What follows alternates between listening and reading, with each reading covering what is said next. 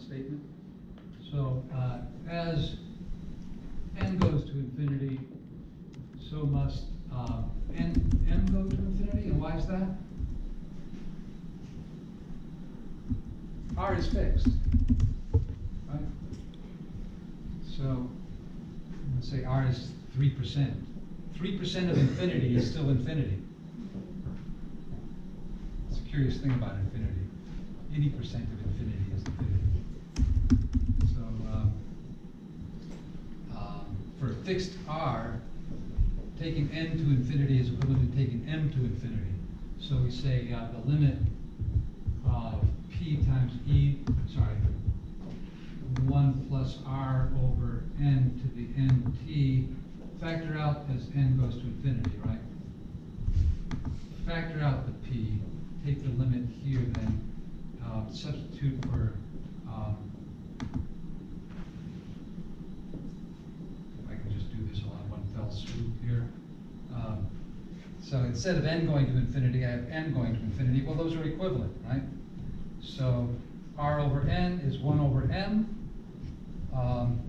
N is r times m, and power to the power is the product of the powers, so this is mRt in the exponent, but I pull out the RT because this thing, we showed that the limit as m goes to infinity of 1 plus 1 over m to the m, this is in fact a definition for the number e, which is approximately 2.71828, right? So, yeah, so continuous compounding is given by this formula. Right? And we just stay with the initial value of 7,000, right? And Yeah. just continues to compound off of that. The only thing that's changing is the years. Right, so And so- as the years go on, the amount of growth is getting larger.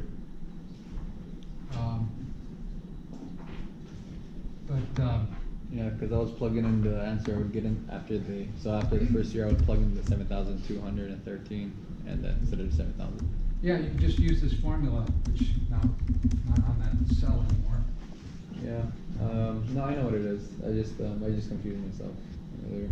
All right, so if you look in the box up above, it says the equals, right? So the formula in this box is 7,000 times e to the 0.03 d6, which is this cell, right? So 0.03 times 3 is 0.18.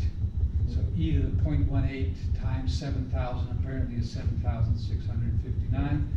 Notice also that, so as you go from here to here, it's easiest to see. 3% of 7,000 is 210. 3 times 7 is 21, so we just shift over the decimal points, right? So if we had just grown by 3%, we would be at 7,210, but it's a little bit more because of the continuous compounding.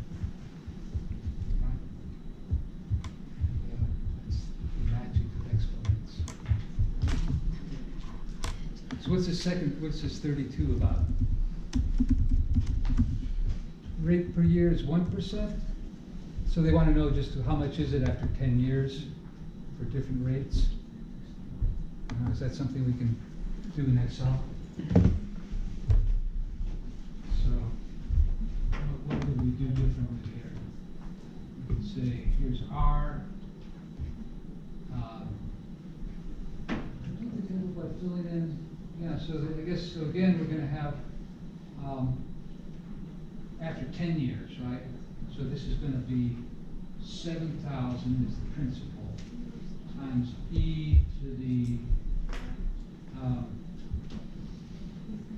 10 times, let's just say the amount here. Let's center these things.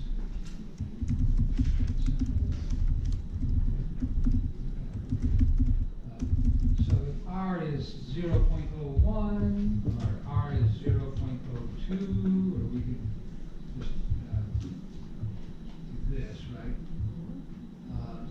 Then what's the amount? Well, over here we're going to have the formula, so we need to say equals first. And then 7,000 times e raised to the power of whatever number is over here times t, which is 10, right? So here, t is fixed instead of r being fixed.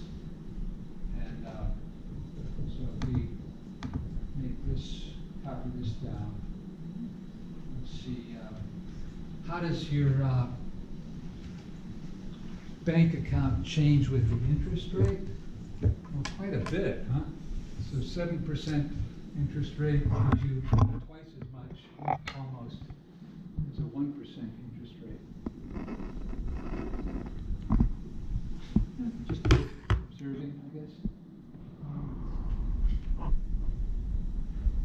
Yeah, all right. And shall we, did you follow the formula there? Yeah, so there it is, right? E to the power r times t, which t is fixed at 10. Yeah, see up here they said, use t is 10 years. Okay, well, we better get on to logarithms.